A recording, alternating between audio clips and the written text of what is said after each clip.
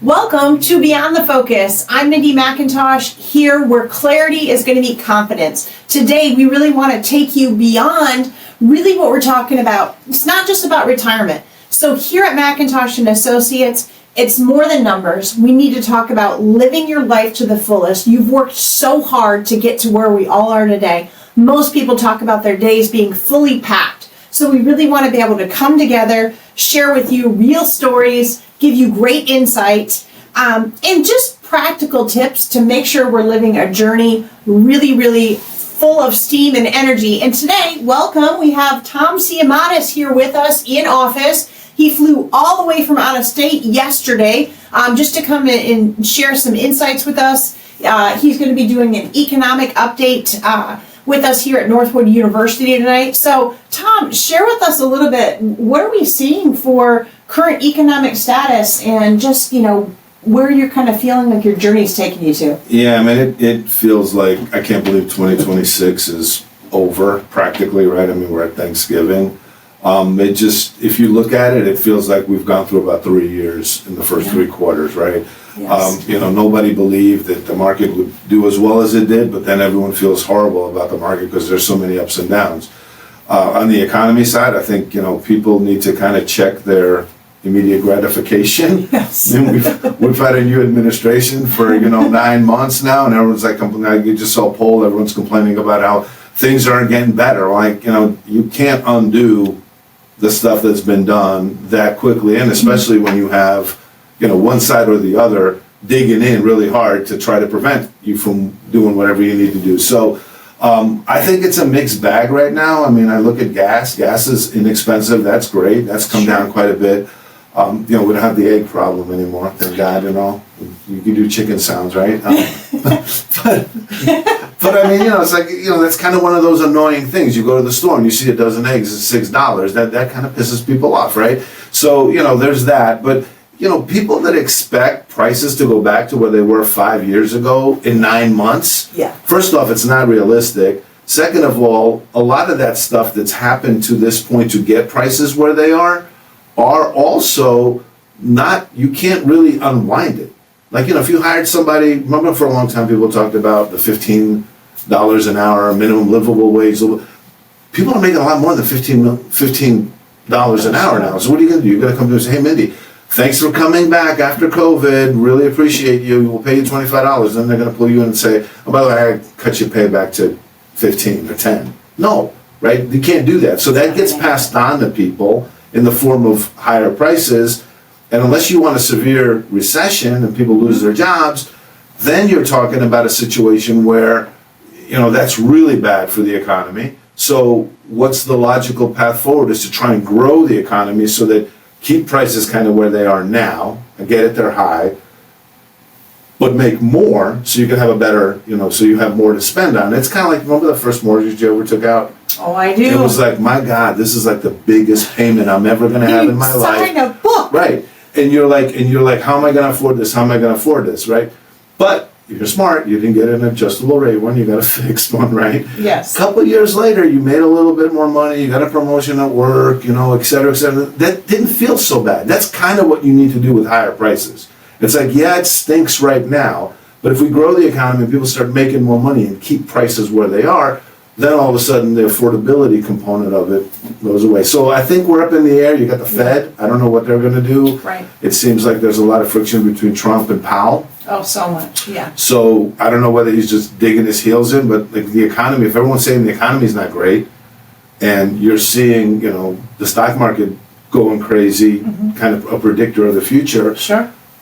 Maybe he should, I don't know what 25 basis points, 1/4% is going to do, but it may be good for the psychology of the people. So Sure. There's a lot bouncing around. I think that so much too is really where people's mental space are, the psychology of what's happening. Even as we talk about, oh yeah, it's funny to kind of re-bring up COVID and the eggs, and people kind of freeze initially when we hear about some of these things happening. But over time, if people just take a deep breath, create some clarity, some mental space, and really seek out the experts in these areas to say, you know what, this is a period of time. This is why we're seeing the change. How did we get here? And then what are we going to foresee as we're heading into 2026? And what are some maybe staple things that you think people and consumers could be doing right now to just kind of feel a sense of comfort and clarity? So I think it's interesting that, you brought that up and you guys use this focus and then call it focus, because I think we have so much lack of focus on the part of people, right? I think the biggest thing people can do right now is tune out to a lot of the negativity that they bombard themselves with on a daily basis, especially if you're retired, right? Yes. You got all this time, and then you're sitting there and your intake is always negative. And what happens ultimately is, psychologically anyway, is if you keep hearing negative news, you're gonna feel negative. And that's the challenge, right? And at a time, like if you're busy, you and I are busy, we're running around, I'm not consuming that every day. But if you're retired and you're sitting at home, you get up in the morning, you make a pot of coffee, you sit there and you start watching Fox or CNN or whatever, and it's like literally just like just a pile driver, Don't right? do it. Attitude, right? And so what ends up happening is, you have to ask yourself, is there really this much news out there? No, there's not. There's maybe 10 minutes worth of real news every day, right? 5 of it is weather. 5 of it is sports, the rest of it is something interesting happened somewhere. Sure. But the rest of the time you're just being droned onto and focus and understand what these guys are doing. They're trying to convince you to buy stuff. And if you buy stuff, they're making money and that's why they're advertising to you. Now you can make, there's 2 kinds of purchases or moves you can make when you're emotional, right? One is silly, it doesn't hurt you, like you buy an extra pair of Zumba pants, who cares, right? It's not the end of the world. You're set back $20, okay. But if you're $20? Well, I don't even know, it's 2 for 20. But the other thing that you might do is you actually may change your retirement allocations and your portfolio, and that's a serious mistake that you can throw those pants again out on the on the tax sale table, next week and get rid of them and cut your losses. But if you blow up your portfolio because of some nonsense that you're watching because you're put in an emotionally compromised state, that is something that will affect your everyday after that. So that, to me, the biggest thing is like just have some perspective, focus on the important things. Sure. Family, get a hobby. Yes. Go out, get some exercise, spend time with the grandkids, all of those kind of things that give you joy instead of just sitting there and just being poisoned basically on a daily basis. We talk to our clients about that so much, right? We don't want them to make some knee-jerk reactions, which is why it's important to have outside counsel to look at that. How often do you personally feel, in your area of expertise, Tom, that folks, and especially retirees, how often should they be making adjustments to their portfolio? What type of mixtures, what type of things up and coming should be seen? And then we'll kind of back tie that into talking about getting outside, exposing themselves to fresh air and children and, activity. I'm a firm believer in people need to stay active and not to be doing things all alone. Right. Go take a walk with some friends. Go do some quilting, some yard work, whatever is really making you happy. But how do we actually feel about the allocations and the methods when people are nervous and sitting there watching headline news? Okay, so at a minimum, what you should do is you should check in once a year, okay? My focus with people is simple, is that when you retire, it should be a stress-free time for you, right? Yes. You should not have to learn a new profession, right? If you're spending so much of your time, researching and looking up tickers no, stop that. Yeah. That's why you hire a financial advisor, right? And at a minimum, you guys sit down and you look at the plan that you've drafted. And when things get crazy, I know it'd be nice not to want to talk to someone and just say, I got a plan and I'm good, which you really should think about it that way.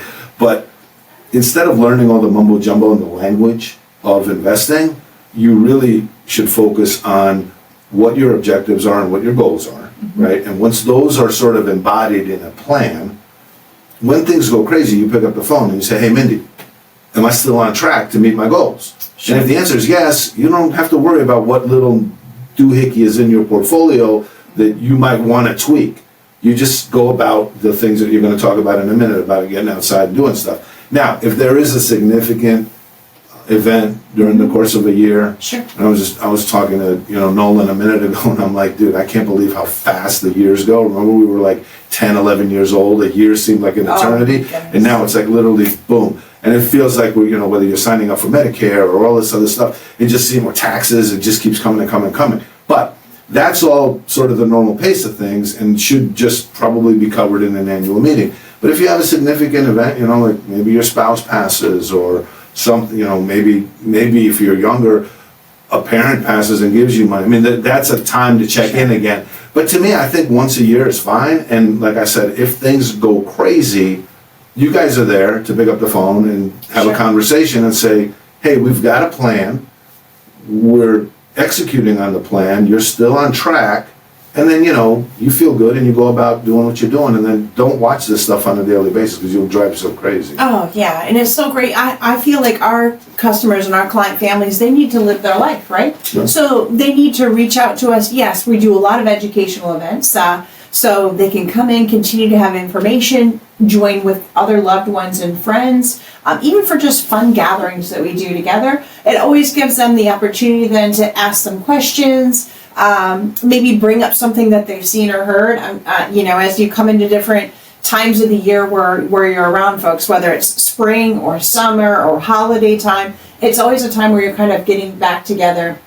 Folks are asking questions. And then outside of that, the biggest things that we're seeing that people call with questions about is, a vehicle purchase, a home upgrade or downgrade. Or during tax times with a lot of tax conversions, we call it giving or living. So some of our clients, our wealthier clients, want to give to children and then kind of pass along the gift of kind of being really great stewards with their money. And then outside of that, it might be like you said, someone's falling ill, they're going to the nursing home. How are we actually going to take a look at what we've set up for protection? Or someone passes away, and now we're kind of doing that whole final needs checklist, estate settlements, maybe some trust updates. So you're right, we need to have at least an annual sit down. But when things come up and they're really, you feel like in a panic or a freeze state, reach out, right? And walk through that. And don't just chat with the person sitting next to you or the person that you go to have breakfast with, right? Let's make sure that we're getting some good information and to really create that sense of security inside of that foundation and that house and walls that we build. Yeah, listen, at the end of the day, again, just take a high view. Retirement should be a time of enjoyment and less stress.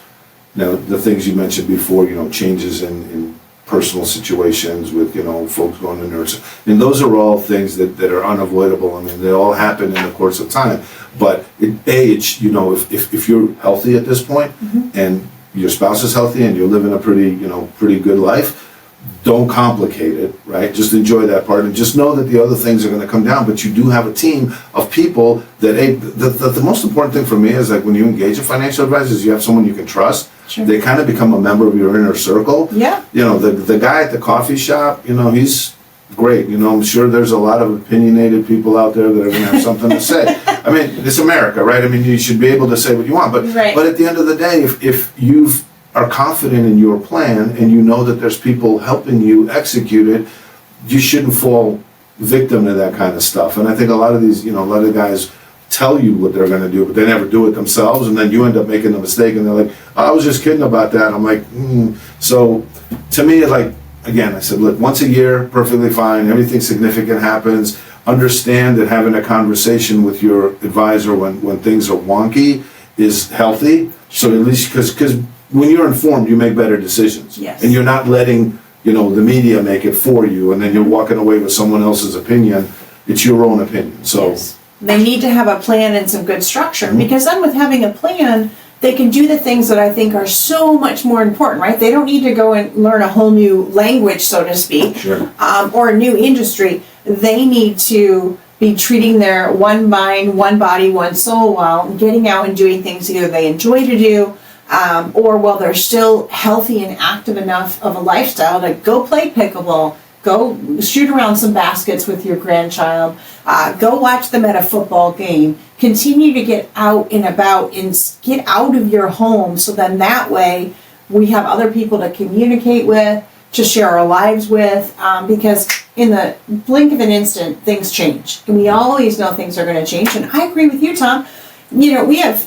I feel like life went by much more slowly until we had children. Sure. Now we have 3 children, and there's the business and the children, and you're going from item to item, from theater to soccer to basketball, and there's all of these things happening, and then we have this wonderful client family.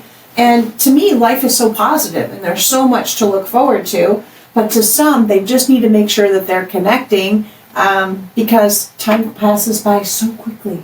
Yeah, and don't feel like you need to be busy for busy's sake, but there are things we all wanted to do our entire lives, and to your point, children and obligations and business and work and all that is always sort of let that stuff get on the back burner. But now you bring that stuff forward, and whatever it is, I think having a hobby and then people that share the same passion with you in that hobby, that's super positive, because I don't know whether it's model airplanes or whatever the heck it is, you're sitting there and you're talking to people about model airplanes, and you're not talking about all the other kind of negative stuff. Right. So, now that you have the time, do that. The other thing is just focus on things to keep your mind busy, right? And active. Read a lot, do puzzles, quizzes. I know it's kind of a pain, but, something as simple as just sitting at the dinner table and having a bunch of Trivial Pursuit cards. Sure. Read a question to your wife and have her read you one, and have a conversation over it. I mean, that's amazing, rather than just sitting there in a chair and just vegging out. Continue to keep yourself motivated. What's on your bucket list, Tom, that you haven't done yet? Ooh, it's interesting. I reload, so so there's a lot of reloading that needs to be done. But to me, it's like there's just a ton of books I haven't gotten to. I mean, and I try as much as I can.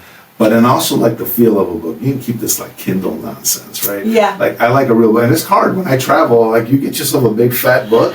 It's hard to well, if it's 2 pair of socks and a couple of T-shirts, and you're gone for a week versus a big fat book, you're making a choice, right? Sure. But it's just I have a lot of hobbies. It's just I don't have them going full time, right? So that aspect of it. I love anything mechanical. Okay. So I'll go go around junk shops with my wife, and I'll find something that is an old clock or something in some weird machine, and I'll take it back to the garage and I'll tear it apart and I'll see how it worked, and I don't know that I'll ever reuse it, but at least I have an understanding. I mean, just it's amazing where we've been as a society in the past, where there was all kinds of really smart people who make mechanical things. Now everything is in some sort of little plastic box, and you open it up and just a bunch of dots in there, and you're it does things even your phone. Sure. But were you the kid that took apart their kid's phone, or their parents' phone at home? I was that kid. I was, because remember you have the old phone that would plug in the wall, right? You didn't have any of that stuff, right? Yeah. So I would unscrew the thing and take the magnet out, and I'd screw out the back, and then the phone would start doing something because somebody was calling, and I was like, "What's wrong with the phone?" I was the kid that did that. And sometimes our younger days, whatever influenced or inspired us then, we see that as we continue to get. I call it more years young because time goes by so quickly, but we continue to see and develop that. Mine is the love for outdoors, and I really love animals. I'm firm into horses, and I like music, and so anything I can do outside. Being out in the environment, it inspires me. It gives me another sense of life, and I think that we all just need to kind of remember that it's not I love still having 3 young daughters because it inspires me every day to almost come back to just their sheer pureness, and what helps to keep them positive, because we are who we surround ourselves with, especially if it's positivity or negativity or what we're seeing. So people like to flock to that sense of comfort. And just finding things that they really enjoy. What's one of your top 5 books in the past couple of years, would you say, Tom? Yeah, I've been reading a lot of books on more World War II books and stuff like that. There's just a lot of I know there's not another book written on World War II. There's only a gazillion things, but there's just a lot of interesting side books. Any of the stuff the Chernow guy who wrote Hamilton. He wrote a couple, a good one on Washington and Benjamin Franklin. Those are some good ones. Yeah, I've read that quite a bit. I've been reading a lot of like ancient stuff, believe it or not. Okay. Kind of trippy. Like there's a series called the Loeb Harvard Classics. Mm-hmm. So I've been reading like Plutarch and guys like that. They compare like old people like Caesar and Alexander the Great, for example. Sure. I mean, there's a lot. I've always loved history, right? I've always thought like if I had to do everything all over again and I had every gift that God could give me, it would be that I would be a history professor Okay. and an opera singer. Oh my goodness! All in one, right? Yeah. So like I would sing opera at night. Yes. And I would be a history James professor Robbins at history. like Princeton or something, right? Oh, And my goodness. unfortunately, Princeton is under the bridge, and God did not grant me a very good singing voice. It's horrible. It'll make paint peel. So, God mocks us, right? I mean, it's like, Sure. gives you, but I do, like, I love listening to opera. Like I said, I'll be in my shop and I'm taking stuff apart, and I've always loved mechanical stuff, and I'll have the opera on, and, Sure. and I wish I could do that more, but I can't, so I only get to do it maybe on the weekends. And, the other thing is with traveling a lot, like, it's hard because all I want to do is be home, right? Because I leave all that stuff. And then, but I kind of feel bad because my wife doesn't go anywhere. So she's like, let's go out to dinner. I'm like, I don't want to go. So it's all about balance. Where are you traveling to? So share with our viewers and our listeners, when you're traveling so much with your career, what are you sharing? What type of insight are you helping with? Yeah, not really terribly different than what we'll talk about. Just talked about now, and we'll talk about tonight. I've been all over, and I've seen everything from Florida to California to Boston to Seattle and Portland. Next year, I might actually go to Hawaii, believe it or not, because we've got an office out there. Okay. For some folks who finally got the word finally reached. I don't know whether they sent it out there in a bottle and it floated off and landed on the beach, right? But they finally like, hey, you need to come out. So, but at the end of the day, I try to explain to people that to have perspective more than anything. Like the markets are the markets. There's always a crisis somewhere. There's always an excuse to throw the hand in. There's always something going on that will make you make a mistake. But what we have to understand about markets in general, and this is what I tell folks, is like markets, if you lost in markets all the time, it would be like Vegas. Except in Vegas you get drinks and you maybe comped a better room, right? Because if it was a loser's proposition, we wouldn't make the markets wouldn't have existed for as long as they have. Sure. Markets win, and it's in my presentation, but markets win about 75% of the time. I don't know who wins 75% of the time and gets fired. But somehow, when the market goes down, it's the only time when something that wins 75% of the time and goes on sale, people don't want any more of it, right? I mean, maybe the Ohio State coach, if he loses, if he only wins 75% of the time, might not keep his job. But the rest of us, 75% of the time is pretty damn good. Then if you apply that sort of approach and don't focus on the day-to-day, which feels like a coin flip. Yeah. Market's up, market's down. Okay, Yes. great. But if you look at it a year out, 5 years out, 10 years out, and if it's 75% of the time winning for you, that coin doesn't just come up heads or tails. That coin consistently keeps coming up heads because it keeps getting weighted and weighted and weighted, and eventually it just becomes like a virtual certainty at that point. But people, again, are their own worst enemy. So I try to get people to understand the perspective. Don't defeat yourself. Mm-hmm. Let this process work for you. And at the end of the day, you have a plan that, because, let's face it, the train ride, people are going to say the train ride goes on forever. It does. And I'm not going to live forever. So don't give me this, the market, look at what it made from 1900 to 2025. Yes. Okay, Yeah, I get it.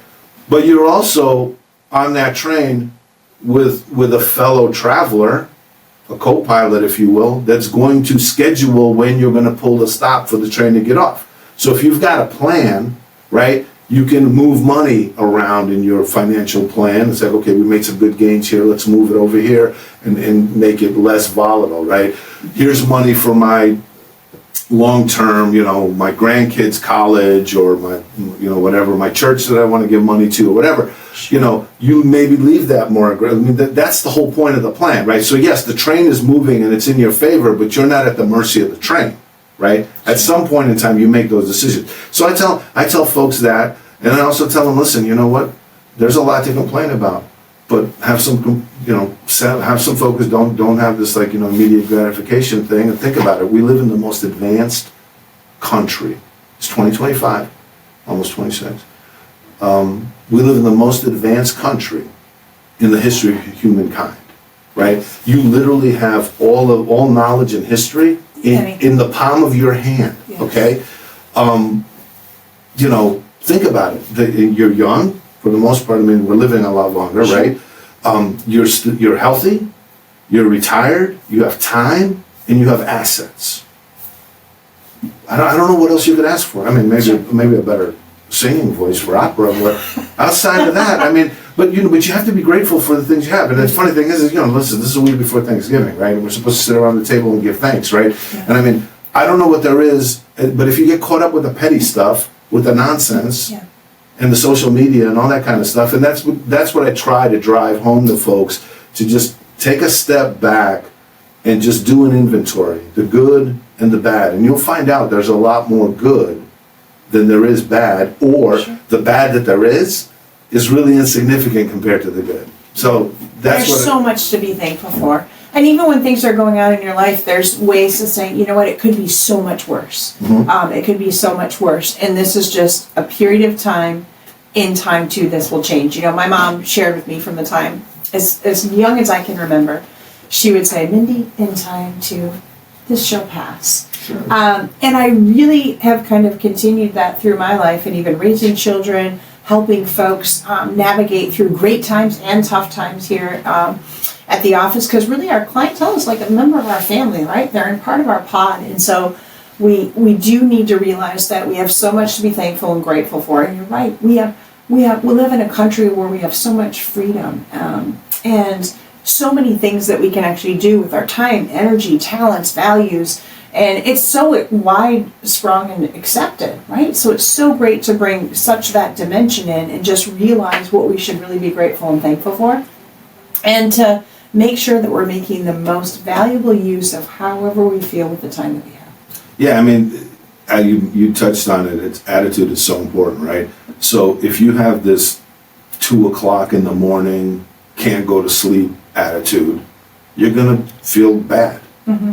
If you have this like, hey, just woke up on my own, 7:00, sun is shining, I'm going to get out there and tackle the world attitude, which, it doesn't cost anything, right? No, it does not. And if you walking around like Eeyore all day, you're going to get Eeyore-like results. That's right. Right? That's I'm not saying you have to be walking around like some smile plastered on your face, like some sort of, knucklehead. But, if you look at it and just kind of smile and say, hey, you know what, this isn't so bad, this is great, this is going to be better. It does matter, right? And I think a lot of times is, you just see so much negativity out there, and it forces people, it just overwhelms them. Mm-hmm. So how many times do you hear people thinking like, this is never going to get better? And, sure. Eeyore.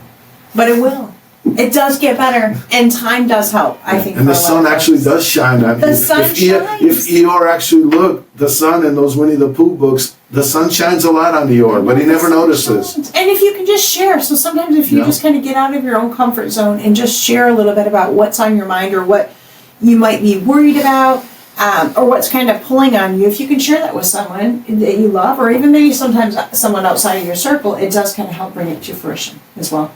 I have to ask you a question. Share with us. So some people are watching, some are listening. Tom is wearing this really neat flower, like lapel pin that's reddish pink with black. Any meaning to that? I really like that. It's a poppy, and with November being Veterans Day, so we normally honor or celebrate Veterans Day on November 11th, right? Sure. The 11th day, the 11th hour. The 11th month when the World War I ended. And in Canada, believe it or not, and in England, they celebrate Veterans Month. Okay. So the poppy is symbolic of World War I veterans. And I think that's amazing. Yeah. We have a lot of veterans I see either here as clients in the firm and around the local community, and I like to honor them anytime I see them.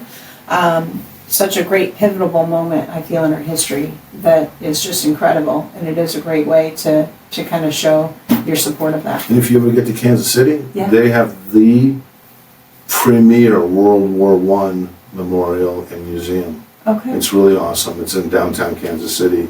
It was erected several months, years, maybe several years after World War I ended, and it's got this huge tower that overlooks, the famous Union Station and all that stuff down in downtown. But it's a beautiful, like, really well done, multi, I guess, media kind of. Okay. You really do feel like what went on. Wow. And understand. So next time you come out to see us, I know, I'm gonna have stop to do in that. there. Yeah. Yeah. Okay. I will have to do that. Any other final things that you want to share with the listeners or the viewers today, Tom, that are on Beyond the Focus? Yeah, I just want to wish everybody a happy and healthy holiday season. Again, all the stuff we just talked about, right? Here's an ample opportunity to put that stuff into play. You're going to sit around the Thanksgiving table. You're going to sit with family. You're going to sit with friends. Drink that into the max, right? Interact, ask questions. Don't yell at each other, throw things, obviously. But at the end of the day, get other people's perspective. Sharpen your wits. Hear what other people are saying. Listen, focus. Consolidate and decide what makes sense to you and what doesn't. Christmas is right around the corner. All the other holidays. Again, another opportunity. Thanksgiving is actually my favorite holiday because you don't have to give presents. There isn't that commercialism on it, right? But Yeah. I actually saw this one. I think it was a meme somewhere, but it was basically like it showed like the Santa like getting squashed by a pumpkin, or because and it basically said like, "Hang on, Santa, it's still my turn," because it was like Thanksgiving. Because they're trying to promote Christmas over Thanksgiving, yes. and so I'm so there's that aspect of it, and like try to find the joy, because there's nothing more joyful, because you've got kids, and maybe they're getting a little bit older now, but there's nothing like the joy of like a 2 or 3 year old. That magic. Right, and it's just like with them waking up in the morning with their jammies, running around and like just getting like whatever it was, the bike or whatever it was, and some of them when they were really young, they just played with the wrapping in the box. Oh yeah. That was Absolutely. even better than whatever was in the box. But yes. Yeah, so there's no reason not to get joy vicariously, right? Because those kids have energy, and if they're around, it's a super, and then obviously. The year's going to end. We're actually going to have hopefully a decent, run in the stock market, maybe 15, maybe another 5%, maybe we get to 20. Next year's going to be interesting, right? So just, make sure you follow up and have your meetings and, talk through what if scenarios. I mean, you're going to have, it's going to be an election year again. I can't believe it. It's just seems like we just got done with one. We're going to have another one. There's going to be a bunch of stuff that, Powell's going to get probably moved out, so there's going to be a change at the Fed. So there'll be, again, as usual, there'll be something going on. Like the market's just not going to like check out, but there'll be a lot of things to look at, and I think it's even more important to make sure you check your plan, make sure you're on target, make sure you are okay with more volatility, because we'll probably have more volatility because, with the election year and the Powell change and God knows where the economy goes. Second years are generally for an administration are challenging because there's all the excitement, and I think everything's on hyperdrive these days, right? Because like before you'd give people honeymoon. Remember like when somebody get elected to get a honeymoon period? That doesn't happen anymore. Then you just give people about a year's worth of grace to see if their policies start taking hold. That's not happening, right? So who knows what's going to happen next year? But just know that the certainty of uncertainty will remain with us. So those are kind of my, my roundabout thoughts is, hey, time with family, cherish that.